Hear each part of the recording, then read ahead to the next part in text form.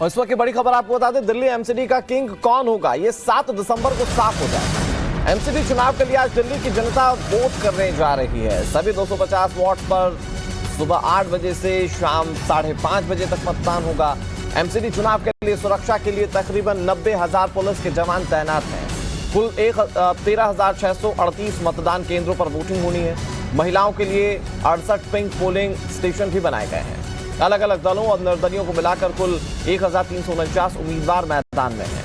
68 model मतदान केंद्रों की भी व्यवस्था की गई है। हर एक विधानसभा क्षेत्र में एक मॉडल पोलिंग स्टेशन और एक पिंक पोलिंग स्टेशन बनाया गया है। सुरक्षा के मद्देनजर 40,000 पुलिसकर्मी, 20,000 होमगार्ड्स और अर्धसैनिक बलों के अलावा पुलिस बल की कुल 108 कंपनियां तैनात होंगी। संवेदनशील इलाकों पर कानून व्यवस्था बनाए रखने के लिए 60 ड्रोन्स के जरिए निगरानी की जाएगी। तो एमसीडी का किंग कौन होगा? भारतीय जनता पार्टी 27 सालों से इस पर कब्जा जमाए हुए है। इस बार के एमसीडी चुनाव के प्रचार को लेकर तमाम तस्वीरें जो देश ने देखी वो ये कि तमाम बड़े राजनीतिक दिग्गज, चाहे वो आम आदमी पार्टी के हों, चाहे वो भारतीय जनता पार्टी के हों, इस बार चुनाव में कैंपेनिंग करते हुए नजर आए। भारतीय जनता पार्टी ने केंद्रीय मंत्रियों की फौज, कई राज्यों के मुख्यमंत्री इस बार प्रचार में उतार दिए थे। और ऐसे में आज जनता को यह तय करना है कि जो बीजेपी के लोगों ने बताया है वो उस पर कितना भरोसा करते हैं। बीजेपी के 27 साल के कामकाज पर लोग मुहर लगाएंगे। साथ ही साथ आम आदमी पार्टी ने भी ताल ठोकी तो उस पर जनता क्या तय करती है ये चुनाव के नतीजों से पता चलेगा।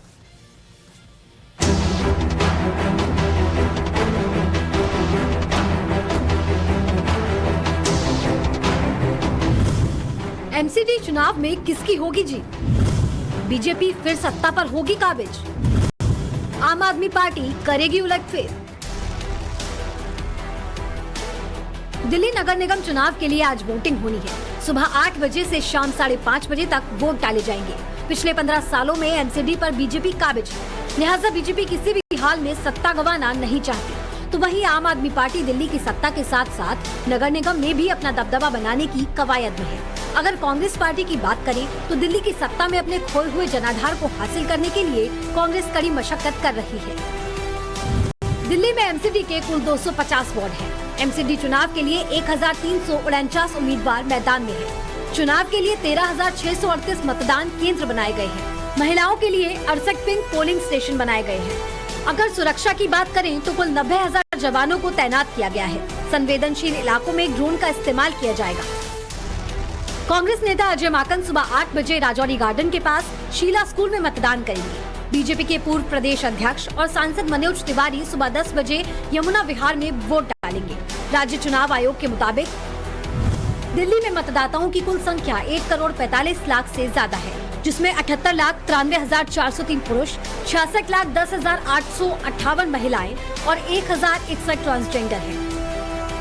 दिल्ली में हाल ही में परसिमन के बाद ये पहला निकाय चुनाव है। बता दें कि अब तक दिल्ली में 272 वार्ड थे और 3 नगर निगम, एनडीएमसी, एसडीएमसी और ईडीएमसी थे। लेकिन मई महीने में तीनों निगमों का एकीकरण हो गया, जिसके बाद दिल्ली में अब एक ही मेयर का चुनाव होगा।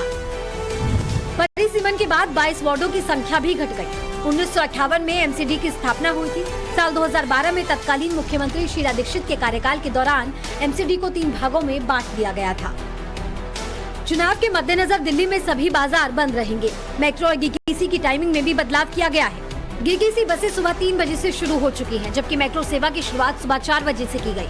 नॉर्थ ईस्ट दिल्ली में हुए दंगों को देखते हुए इन क्षेत्रों पर खास नजर रखी जाएगी। चुनाव प्रचार में बीजेपी ने पूरी ताकत झोंक दी थी। बीजेपी शासित राज्यों के कई मुख्यमंत्री एमसीडी चुनाव के लिए प्रचार करने पहुंचे थे। हालांकि आम आदमी पार्टी बीजेपी को उखाड़ फेंकने का दावा कर रही है। सभी पार्टियों के अपने अपने दावे हैं, लेकिन फैसला तो जनता जनार्दन को करना है।